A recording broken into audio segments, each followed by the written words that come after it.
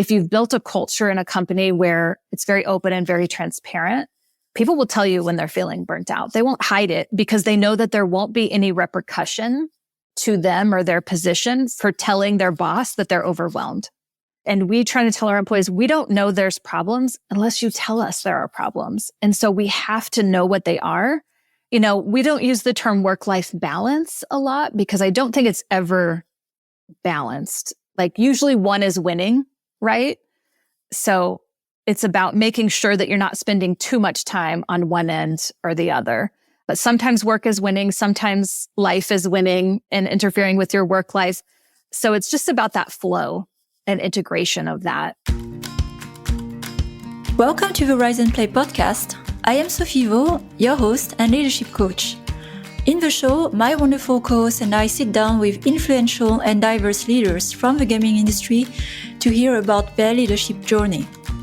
Not the well-polished stories, but the real stories. The up and down, the breakthrough, and the failures. Or should we rather say learnings? Each episode will transport you into a magical space of vulnerability with our guest. And together, you'll be reminded that no matter how hard it is, you are not alone in this journey and find the courage to keep going. Come and join the ride.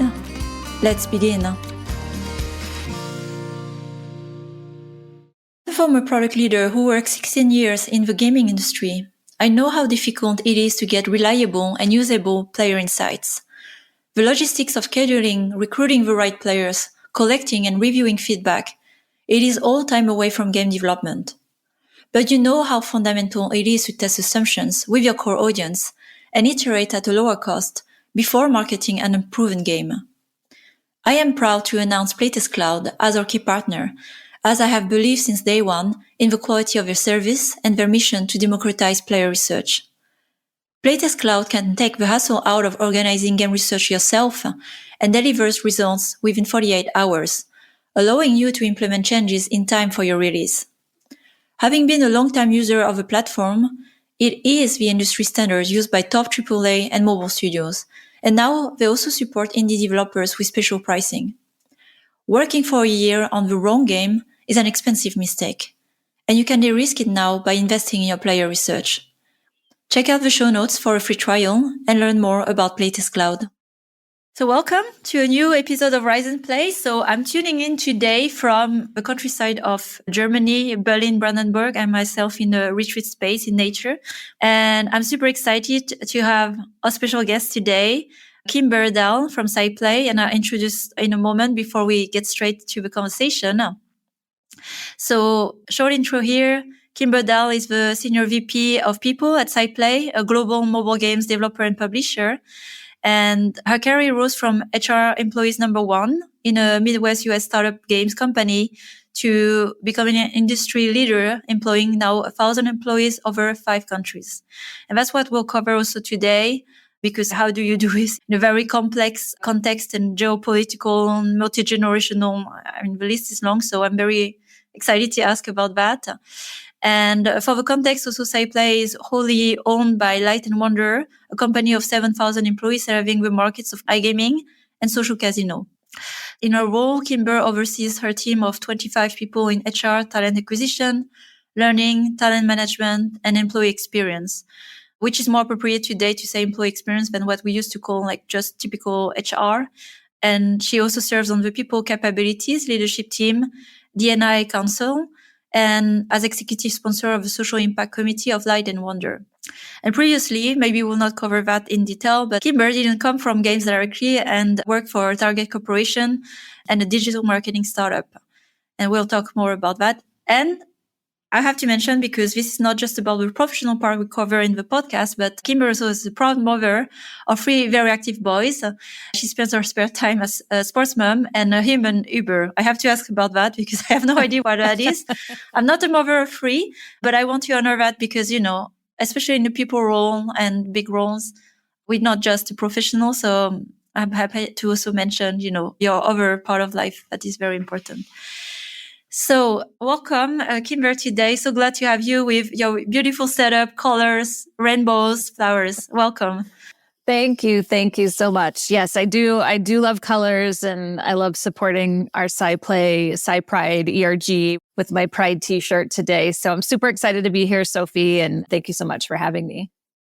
Yeah. So let's begin with the very start of your career at SciPlay, because it's last time we talked, you celebrated a decade, if I'm correct. A decade. It's something worth celebrating, because I can tell you these days in the industry, it's quite unstable and no one is reaching the number 10 in the same company. It's very difficult.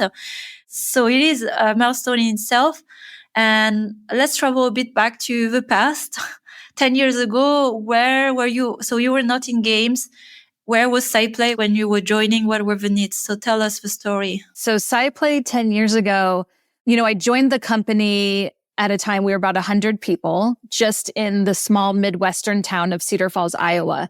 And I'm not sure if you or your viewers are aware of kind of Midwestern United States. It's not exactly a hub for mobile games talent, but this company was founded here in Iowa in the late 90s, actually making CD-ROM products. Oh. 3 gentlemen who grew up in Iowa on farms. They loved going to the casino and they loved video games, and they wanted to kind of merge the two.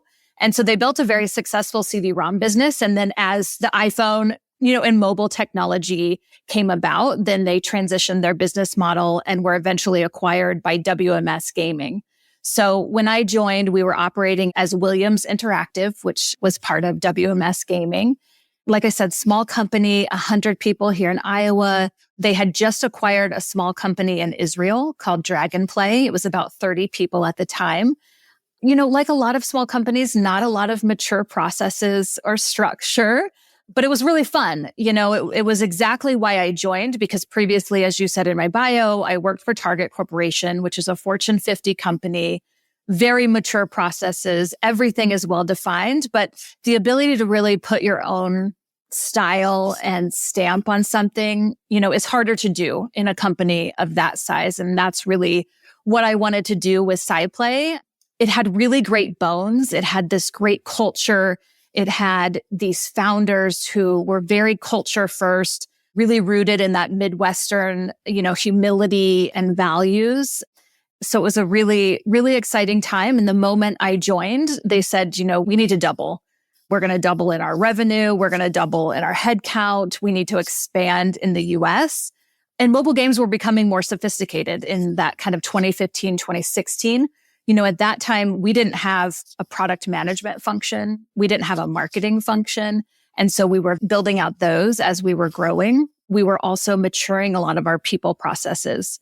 So from a people perspective, in the early stages of a company, it's difficult to manage performance, I think, for the smaller companies because they know everyone, right? They've hired their neighbor, their friend, their brother-in-law. And so, they want to keep everyone happy and everyone together. But the impact of individuals who can't perform at the expectations that have a much greater impact on a small company, because everyone needs to wear a lot of hats and everyone has to pull their weight. And so really honing in on our performance management, making sure we had very clear leadership expectations too, was very important in the beginning. I think we made the mistake, and probably a lot of small companies do, where when you need to have somebody manage a function, you pick the most technically sound individual to be the manager.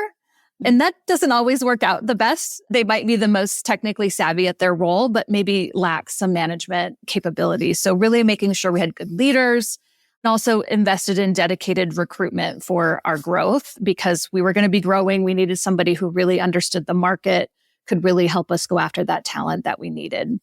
Like I said, we were based in Iowa, not a lot of mobile games talent here. And so we knew we needed to expand in the US. And we looked at a few different markets. We looked at Seattle, we looked at Denver, Colorado, and we looked at Austin, Texas. Ultimately, we ended up expanding and opening a studio in Austin, Texas, which is there's lots of our competitors there, a lot of gaming talent. And we opened a studio there in May of 2016. So, some of the challenges in those early days was just figuring out how to operate now that we weren't all under one roof.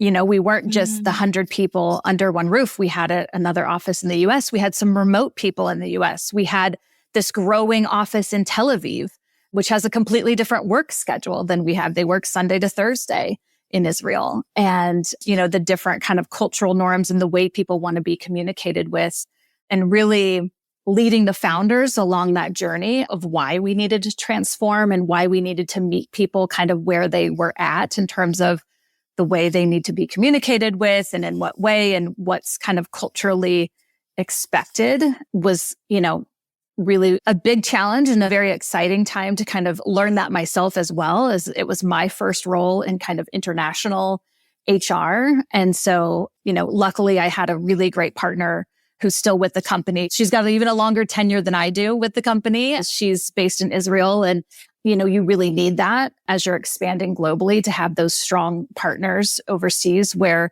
they understand the cultural norms, they understand what people need and want, and can really be your boots on the ground kind of leadership in those locations. So it was a wild first few years at SciPlay. And then in 2019, our parent company actually decided to take us public. We went through an IPO process in May of 2019. We listed on the NASDAQ as SciPlay. So that's when we officially became SciPlay. And we operated that way for about 4.5 years until our previous parent company, Light & Wonder, decided they wanted to have us back. And we came off NASDAQ and became a part of Light & Wonder in November of 2023. So we've been private and small. We've been private and kind of big. We've been public. We've been reacquired. So have been through a lot of different transition and journeys over my 10 years. Wow. Okay. This is quite a journey, and I see different pointers that could be quite interesting to examine, more also in the people, scaling and leadership. So I'm interested in the beginning, actually. So I have a follow-up question where I see this also a lot in my work, working with actually more smaller startup, a big point of friction when you are growing as a business into normalizing a bit the performance across the team, and exactly where you have people you've hired by legacy, and then the business is scaling, the expectation with it, and not everyone can rise with the company.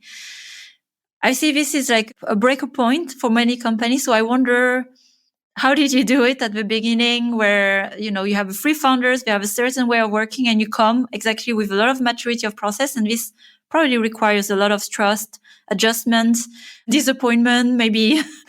Yeah. So for the listener, how could they survive that phase?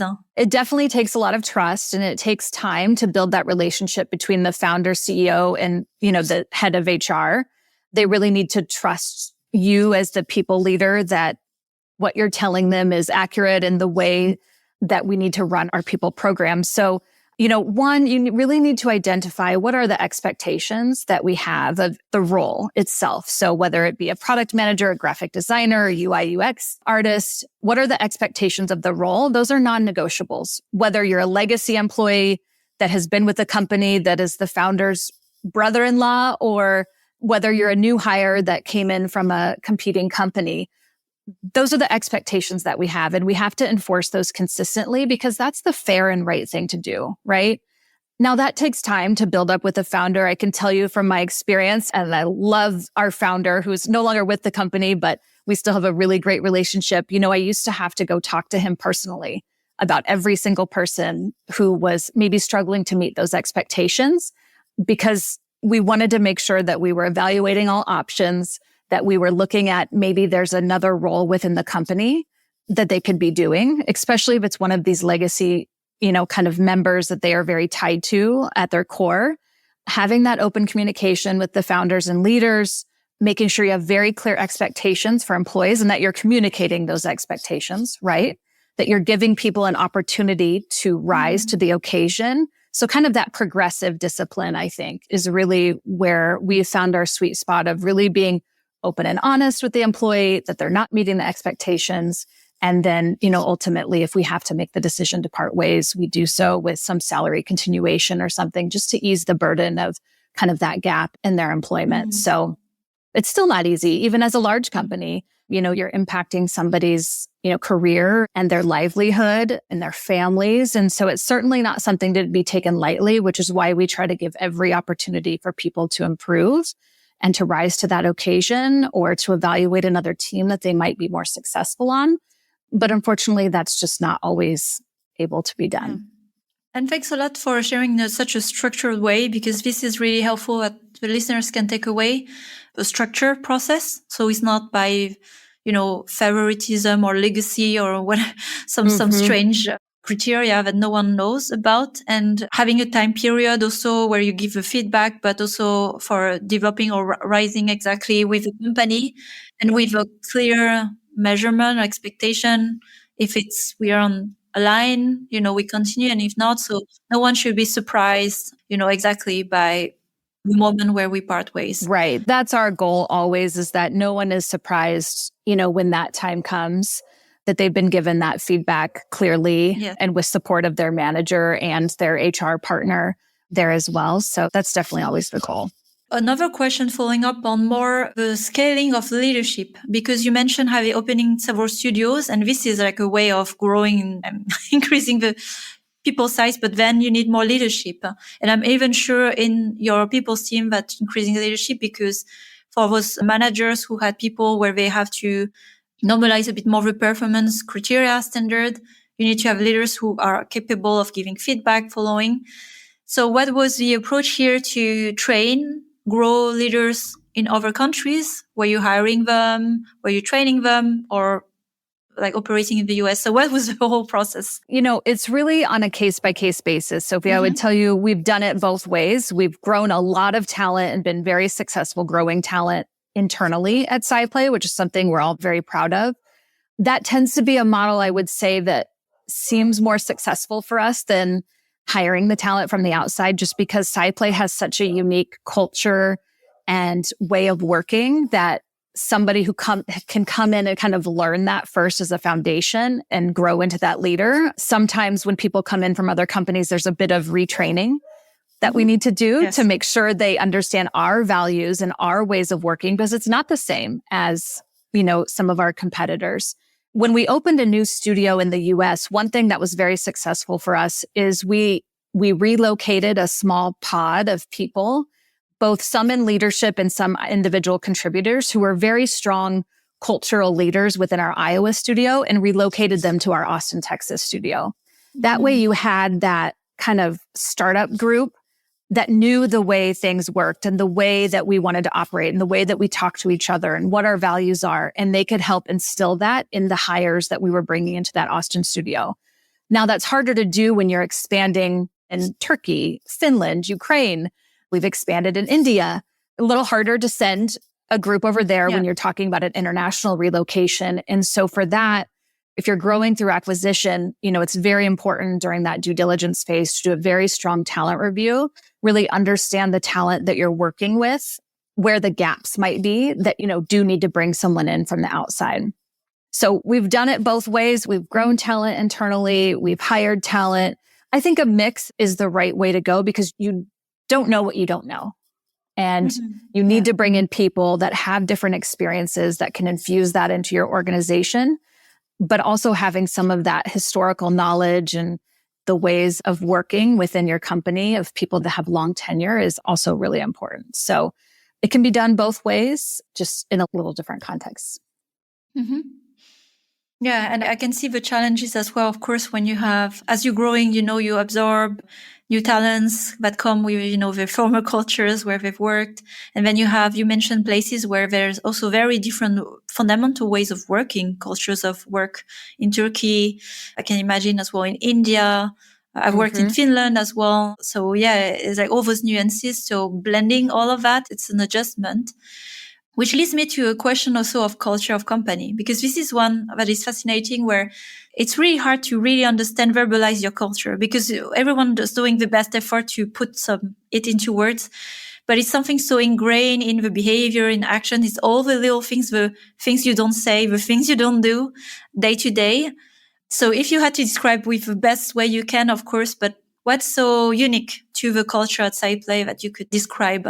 That's a great question. I get asked that a lot, because like every company, we tout our great culture, but we really mean it here. It really is something to be cherished. I think being rooted in that Midwestern founder-led, kind of company really helped us get off to the right start, because culture starts at the top.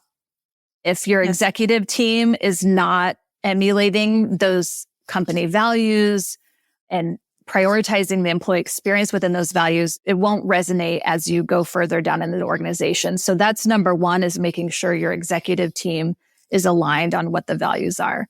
I think our number one core value is our BU core value, which just prioritizes each individual coming into the organization with their unique abilities, strengths, personalities, kind of where they came from, and SciPlay being a place that provides an opportunity for them to thrive, no matter their background.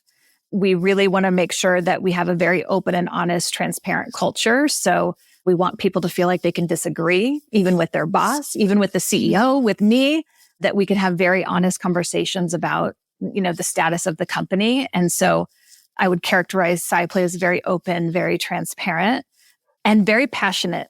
We really like to win. When you start small in your small company, you've got to have a lot of people who want to win. They're competitive. They want to do whatever it takes because they want to be the best, not just for themselves, but for the company and for the rest of the employees, and to continue to provide all these amazing benefits and things that we have within our company. You've got to have those super passionate, hungry people who are just out there very excited about what we're doing. So I would describe us as very passionate and just a place that you can be yourself. And we respect that. And we measure that on our employee engagement survey. In terms of psychological safety is something that we've measured the last few years. And we rate very high, actually over 90% favorable in psychological safety, which makes my HR heart very happy to know that people feel very safe here, especially amidst, we've had geopolitical issues in a couple of the countries we operate in. We've had, political ups and downs in the United States as well, and people on various sides of that coin for sure. Very proud that we've created this environment where people feel very safe and respected and where they can do, their best work. Yeah. The way you talk about your values, it seems like so personal. So I think this is something you can't anyway fake. It's better to verbalize the ones you have and the ones you aspire to, because if they're not there, inherently, it's like the hidden culture that is always an expression of yourself. Yeah, we take it very seriously, and it is very personal. And we don't tolerate people who can't, align to our core values. You can teach someone a new coding language, a new art tool, a better project management way of working. You can't teach people how to be a nice person, in my experience. That either is there or it's not. And so we prioritize hiring good people who want to work hard and do great work and provide them the opportunities to grow if they need more training and development. But at the heart of it, they have to be a good person. Yeah. So a strong focus on culture here. And this is one of the main challenges in hiring, I'd say, like the scientific approach to it. How do you screen that, being a nice person? You can present yourself as best. You can have an amazing test. I'm curious, after 10 years, whether, you don't have to reveal all the secrets, but, It is difficult to do. I think hiring, like a lot of things in life, are part art, part science, right? Sure, you need to vet those technical skills. They have to have a certain level of, expertise in the field that you're hiring them for. On culture fit, especially for leadership positions, we require them to come in person. We've interviewed people, done virtual interviews, and then the last step is they come on site. And they do some on-site interviews, and we probably most of the time take them out to lunch, take them out to dinner, really get to see them in a more relaxed environment and end up turning them away, even though we thought it was a done deal, And so really getting to see people interact in person is very helpful for us in screening them. Asking a lot of situational type questions from their previous experience, like how they handle conflict with a colleague or with a boss, just hearing how they would handle certain situations is very helpful. And then we do rely on reference checks still. It sounds very kind of old school, but those can be very telling. The mobile games industry, while it's big, it's also small. And everyone kind of knows everyone or has heard of people. And so really using your connections to make sure that, you're bringing people into your organization that, are not going to be at the detriment of the culture or the values of the company. So we use a few different things, but really getting a lot of face time with people, especially if they're going to be in a leadership role, because that's really where, that culture starts. It's an art to actually film, but yeah, you can't fake it when you are on site. It could be simple things like how you talk to the staff of a restaurant, Yes, absolutely. Yeah, how you speak to the office manager who's escorting you to the conference room, and we ask everyone, like, what was your experience? What did you think? It doesn't matter your title, whether you're the facilities manager or the CEO, like we really want to know what they thought. So I think those can be really helpful and really telling. And you mentioned that about the sometimes, of course, complexity and tricky part of geopolitical context. And it's been there, when I trace back, it's like over a decade now. And at the same time, creating psychological safety, because there's a lot going on in the world, not at the moment, but it's been years now that don't make you feel safe. And I've been in an organization where, you represent different parts of the globe, different political stand. And I give an example of a company, not mentioning the name, but this is an example of attitude where they say, here we discard completely the politics. We don't want to talk about politics at work. And then it's just not a thing. And then you're here for work. Of course, it backfired because when there are families and relatives dying, it's kind of hard to say like it's not a real thing. So, and I can understand also from a company point of view to not have, hands off and like don't want to be involved. So how have you been navigating this as you have several teams across the world? How are you supporting it? But where are you putting the limits? It's a sensitive topic. So to the extent you can share, I'd appreciate that. Yeah, absolutely. And my heart still goes out to our Ukrainian employees who have been dealing with this for 3 years now. Israel has been over a year. That conflict has been going on. I think first and foremost, we are rooted in our BU core value, which means that we respect the viewpoints of all of our employees, whether that be the side that I stand with or the side that I don't stand with. And so we have to have that respect within an organization that there are multiple sides and multiple viewpoints, right, of these different conflicts. What we do not tolerate is not being there for our employees. That is what we are here to do, is to serve and be there for our employees. So regardless of the view that you have of the Israeli-Palestinian conflict, we support our Israeli employees. They're side players, and we want them to have a place that's safe, where their children are safe, where they can come to work and not have to worry about having to shelter while they're working.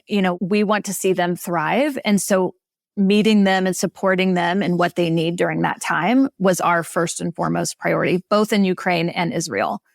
I'm not Ukrainian or Israeli. And so I really needed leaders in those locations to tell me what they needed in that time. I'll give you an example. A few weeks after the October 7th attack, my Israel HR leader, they decided it was time to come back to the office, back to our 3-day in office. And I thought, oh my gosh, this is way too early. Like there's still daily sirens and there's this. And she said, no, like this is what we need. Like this is what people need. This is what will make us feel better in this. And I had to trust that she was right. And she was. Everyone came back to the office. They were so excited to see each other, to have that community again. And part of it was they felt safe doing so. One of the things that's so interesting about these locations that, have lived in this way, it's normal life for them. It's not normal life for you and I, living where we live, but it's normal life. A few weeks after October 7th, the kids were going back to school. People were living their lives and dealing with, the different sirens and missiles and things that come their way. And so part of it is having those leaders, or especially an HR leader who understands the way people kind of think and feel and what will be the right employee experience in that location to really lead you and lead your leadership team through the right course of action. But we publicly expressed our support in our all hands meetings, in emails for both of those locations. We record a lot of videos for them to share with the employees. We just made sure that they felt included, that we understood if they had, downtime at certain periods because, Ukraine has dealt with kind of rolling power outages and things over the last couple of years. And so just really being there for them, meeting them where they are. And as a company, rooting yourself in your values. We respect everyone. We respect every viewpoint, but we're here for our employees. And the way you talk about it, again, very, again, structured and open, so it's not like that. Sometimes we support, sometimes we don't. So I think that's what also creates a feeling of safety. You rely more on, okay, how things work here at SciPlay, and, you have their back. That's something that they can trust. Even if politically, I don't know, there's a misalignment between countries, you're not involved in that sense. Yeah. And even during the conflict, in Israel, our Turkish studio actually shared a message. It's a heavy Muslim country, and they actually sent a message on behalf of the studio to say, hey, we're also here to support you, even though, maybe our country we didn't ask them to do that. That was something the GM in that location and the head of HR really felt passionately about doing because they work together, right? And they still can't visit each other's countries. Like, our Israel employees still don't feel safe enough to visit our Turkish studio, but they know that our employees are there to be professional and to work together with them. So it's almost like a culture of people before country or politics. You see, everyone sees each other. And as far as, discouraging or encouraging, political talk within the workplace, I don't want to be the police of what people discuss in the break room or at the coffee station. And if they want to engage in conversation about things going on in our world, I think that's great. We ask that they do it respectfully, and understand that, everyone's got different opinions and perspectives. So if they can do that, if it's interfering with the way that we work together, then that's when it becomes a problem. So as long as we can keep it professional and continue to be productive and get done what we need to, people can talk about whatever it is that they like. Yeah. So of course, you're still a workplace as a company, and 100%. So not mixing what the purpose of a company is and work. And I understand that this, in a moment of distress, the lines can be blurred very easily. So again, like setting clear limits of what it is and what is not, the support, and also what is not. Another topic, which is also very much of a reality in people's workplace, is burnout, depression, sometimes self-diagnosed, diagnosed by, the company. And I was at a game conference. It was a few months ago, and part of a panel, I was asking in the room, we were covering burnout topics and asking who has experienced it or think they are, and then more than half of the room were raising hands, like it was really serious. So, and around me, I see many friends also with work. So I was wondering, how much it is a topic for you, how as people leader, you're approaching it, maybe resources that are helpful for the listeners. Well, it's always a topic in mobile games. Burnout is because, right? I think, first of all, I think you owe it, if you're a mobile games company, you do owe it as you're recruiting people and hiring people to let them know this is a 24/7 business. Our games are live around the world every hour of every day. There are certain positions that if something happens in the evening, on the weekend, someone has to fix it, right? Because every day or every minute that a game is not live, it is costing the company revenue. Just to make sure that there's clear expectations coming in. You don't want anyone to think this is a 9-to-5 position. Mobile games companies are very fast, very dynamic, and live 24/7. So I think setting very clear expectations on the front end. Making sure that your managers are having very regular one-on-ones. This was something I demanded when I joined SciPlay 10 years ago, minimum monthly, if not biweekly, one-on-one, door closed with their employee to not only talk about the operational sides of work, but also to spend a few minutes. How are you? How's your family? How are you feeling? What's work been like lately? What are you struggling with?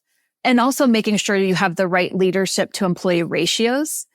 Because if you've got a manager who's managing 40 people, at one time, they're not going to be able to stay in touch with those employees at the right cadence and at the right depth. And so I think also making sure you have the right HR business partner ratio for the employees that you have. I'm a firm believer that no one HR business partner should be overseeing more than 175 people at a time. I think that's kind of the max. I see in other organizations, one HR is handling 500-600 people. That's not how we've done it within SciPlay. I believe in the HR business partner is a business partner and he is very active with the leaders and with the employees, so they can help kind of identify employees that may be at risk for burnout. Some helpful tools that we've had for a long time, an employee assistance program. This is done through a third party as part of our benefits offering. It's free to employees. They can call and they can get a couple of free counseling sessions, whether it be personal mental health counseling. Maybe it's an issue they're struggling with in their marriage. It can be any topic they want. It's completely private. And then after a couple of sessions, the provider will refer you to somebody in network. So making sure you have good mental health networks within your insurance plans if you're offering, kind of health and wellness insurance. And then we recently, over the last year, did a round of mental health first aid training. So one of our HR business partners in the United States is very passionate about mental health and mental health in the workplace. And she became certified in mental health first aid. And we trained probably 25 US managers on mental health first aid. And it's really how to spot people that are struggling. What are the signs? Oh, they start to show up late to work. They're not as communicative. And then how do you approach that? And also when it reaches a point that's beyond, kind of your help, and when is an emergency? When is it time to, kind of call in a professional? And so that's something that we've offered to our managers as well. But really it's just about communication and about transparency. And I think if you've built a culture in a company where it's very open and very transparent, people will tell you when they're feeling burnt out. They won't hide it because they know that there won't be any repercussion to them or their position for telling their boss that they're overwhelmed. And we try to tell our employees, we don't know there's problems unless you tell us there are problems. And so we have to know what they are. We had this in a couple positions in the US, particularly in the configuration and quality assurance area. And one of our resolutions was to hire a couple of people in India who work the complete opposite work schedule of those in the US that can provide that bandwidth. So our employees in the US can actually go spend time with their families and, not worry about getting a Slack message at 2 a.m. that they need to take care of something. So, getting creative about how you can use your different locations to supplement, to make sure that everyone has, we don't use the term work-life balance a lot because I don't think it's ever balanced. Like usually one is winning, right? So it's about making sure that you're not spending too much time on one end or the other. But sometimes work is winning. Sometimes life is winning and interfering with your work life. So I think staying really close to your employees, lots of open communication, mental health benefits, if you can provide that and afford that for your employees, is really important. And this is really important to the, younger generations. They really prioritize mental health and well-being, and offering those as benefits is a really big perk that they really enjoy. Thank you for sharing the exhaustive list of actually quite helpful resources. And I think I'm taking away as well is training, basically the managers, leaders in being also a helper when necessary. It's not part of a primary role, but, when you lead and you work with people, you can't discard that, right? So it's evolving the skills, the training for managers, offering private resources for people.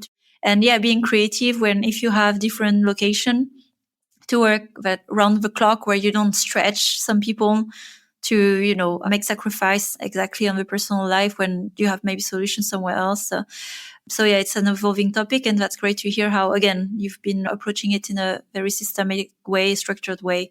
I mean, that's what perks of big companies. You see at scale, you have bigger problem, but then this is very helpful for smaller organization to take some bits of it, before they grow to 1,000, to apply already some things. Yeah, you have to put those foundational things in when you're small, because it's much harder once you're 1,000 people to go back and say, transparency is a priority for us now. It needs to be a priority when you're small.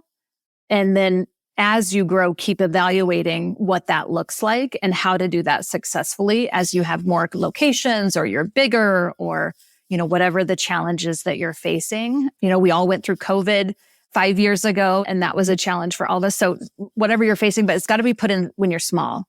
And so it's so important. And that's why I think it's so important for small companies to really prioritize having a good people person having a good HR partner that can help put some of these foundational things in place and really hold the kind of founders or executive team accountable to making sure we're growing and scaling in a way that upholds those values and culture through the growth. Yeah. So one big note, because I see this is a role also kind of ignored for many companies to maybe minimize the importance of a role, and they're absorbed by one of the founders. And it's a full-time role, especially in the critical side when you have to scale and structure a bit more of this process. And it's takes experience, it's not like something you improvise. So I think here, this is like a big, important one to plan for this as you grow. But I can tell you, like, statistically, unfortunately, this is still a role or intention that is discarded and absorbed by an operational role. And that doesn't end well. That's the other thing I know. It's important at the early stages. I understand where small companies are and trying to do as much as they can with as little resources as possible. But, a good HR partner will be so valuable to the organization, not only in making sure, you're building the right culture, but also they play an important role of keeping companies out of legal risk because they understand the local and statutory, requirements for hiring, for firing, for, Yes. handling different policies. They can be a great advocate in your workforce planning.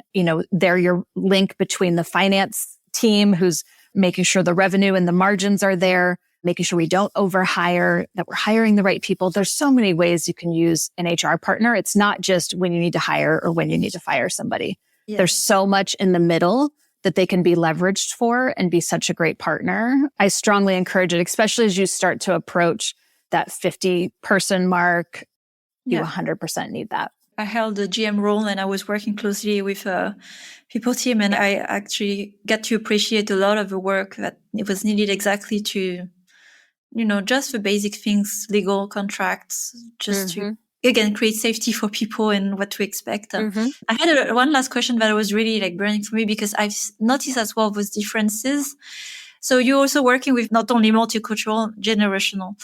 And of course, here we can generalize and make stereotype, and that's not really what I want to cover through the question, but it's more observation. Maybe there's some meta trends you've noticed, especially I'm part of more of a millennial generation, and I kind of know how we were doing things maybe compared to the older generation and a bit like entitled and spoiled. So I take that. But then I see also with Gen Z, and I don't work with many, but I can see there's some different, expectation. I was curious, what have you observed? And maybe are you intentional about how you approach different generation at work as you are probably also still hiring young people? I myself am also, I think they call us cuspers. So I'm right. Like, technically, I think I'm a millennial, but I also understand so much of the older generations because I was, born in the early 80s before technology and before all of that. So definitely can see both sides there. And I think it's really important to have a mix of kind of flexibility and personalization with how you work, because you've got to bridge those gaps between the different generational kind of ways of working and the way that they want to be communicated with, the way they want to be rewarded in terms of incentives, the things that they value in an organization. Your Gen X and your boomers, they value stability. They want structure. Whereas Gen Z, kind of millennial, they want to know that they're working for a company that's doing good. Like, how are you giving back to the community? We just talked about mental health. Like, what are those incentives that are there for me there? So I think you've got to have a little bit of both, even in terms of communication. Gen Z, they love the instant messaging, right? Like, do not send them an email. Can you record a video that they can watch in an email? So a lot of times when we send a big email that has important information in it, which hits our Gen X and our boomers where they are, we also send that in a Slack message. So even though it's double work, we're really only creating the message once, but we're also pushing it out through different avenues that we have. So doing a little bit of both, in terms of feedback, Gen Z needs very frequent feedback. They need to know also, what is the next carrot? What am I going after? They have to have that kind of career progression that is fast. And so making sure you have very individual development plans for them that show them very short increments of, okay, hit these, kind of key milestones. And then this is the next thing, making sure you have that good long range for them to view. And then boomers, your Gen X, want skill development and training. So making sure you're working in some of those large scale kind of trainings. They also want a lot of autonomy. So they don't need you to give them frequent feedback every other day. So it's okay to wait until you have that one-on-one with them, biweekly or monthly when you have that. Whereas Gen Z, it's better to just give that in the real time and in the moment when it happens. We've placed a lot more emphasis on social impact to hit kind of our Gen Z population because they do want to know that they're working for a company that has a strong moral compass. They think about sustainability. They think about, giving back to the communities in which we live and work. So we've stood up social impact committees in each of our geographic locations to give employees opportunities to volunteer their time or donate financially. And also some causes that we get behind as a company to show them we are thinking about things other than ourselves as the company. Yeah. So, instead of focusing on designing a culture or something around a specific generation, it's more important to build that workplace that's inclusive of all of those things. And I'm also raising 3 kids, 2 of which are teenagers. So I get them to respond to me over Snapchat than text. And I don't like that. And I can sit and complain about that, or I can meet them where they are. Yeah. And so don't hold on too much to what has always been done, like really be open to meeting people where they are as these future generations come into the workplace, because it will evolve 10 more times in my career. I really appreciate your so structured way. This is really a skill to identify, and a keyword for me that emerges in, again, part of your culture, I guess very much, is the flexibility, like openness and flexibility, evolving. Because, you're just evolving with your time, your audience. It's not just the players, but your employees, right? Yeah. And in the mobile game space, you've got to be evolving all the time because the market and the environment, the dynamic is changing. And you've got to be okay going back to your employees and saying, we did this a couple of years ago. We thought we were going to go heavy on casual games, which is a departure from our social casino kind of expertise. And hey, we have this VP of casual and we're going to be doing all these things. And within a year, we were kind of slowing down all of that because it wasn't the right time to launch games. And so it's about being okay to make those pivots, and you make the best decision with the information you have at the time. And it's okay to go back and say, we have new information and this new information tells us this, and be open and transparent with people. I think they appreciate that and value that when they feel like those decisions aren't just made behind closed doors and, it's a secret. Wow. It's just quite a lot of wisdom. I appreciate that you shared, 10 years of experience we try to pack in 1 hour and from all my summary of the company, but a lot of, actionable also insights, which I appreciate a lot for our audience. I would like to close the conversation today with either, what are you looking forward to? You've done and seen quite a lot, but what's after 10 years? I don't know. If I have missed to ask something that, is important for you, then please also, share whatever we have. I'm just really looking forward to seeing how SciPlay and Light and Wonder evolve over the next few years. Like, even though I've been with the same company, kind of in the same role for 10 years, it does feel like I've had multiple careers because the market has changed. We've done different things. We've tried different genres. The sweepstakes business gaining traction, and how will that impact? Obviously we think about, legislation and how that's impacting different markets in terms of social casino operations. So just seeing how it will evolve with all these new, and AI is changing the way we work. Like, there's so many cool new things. So I don't see myself going anywhere. I think the role will continue to evolve and we'll continue doing new and exciting things. And, for people out there, listeners who want to get into games, like, it's such a great space, really can provide you an amazing career, amazing opportunities that will never be the same from day to day. It will always be changing and evolving. And that's what I love most about games. So I just hope more of that, please. Embracing completely the winds, of change. That's what I'll take. Embrace the winds of change, because they will come. Yeah, but you've been doing this through several waves already. But this is maybe the kind of optimism, we need these days where the attitude, because it's easy to be really, overwhelmed by difficulty and changes. Well, thank you very much, Kimber. It was such a pleasure to ask and connect. And I've learned a lot through the conversation. So I'm glad we finally have that conversation. And I hope also you've had a great time. Yeah, it was great. It helped me reflect about my journey here at SciPlay. And I hope I shared some helpful things for your listeners. And it was a pleasure getting to connect with you. So thank you so much for having me. Yeah, thank you, Kimber. Have a great rest of the day. All right. Thank you. Thanks for listening to this latest episode of the Rise and Play podcast. We keep growing our community of conscious leaders across the industry and beyond.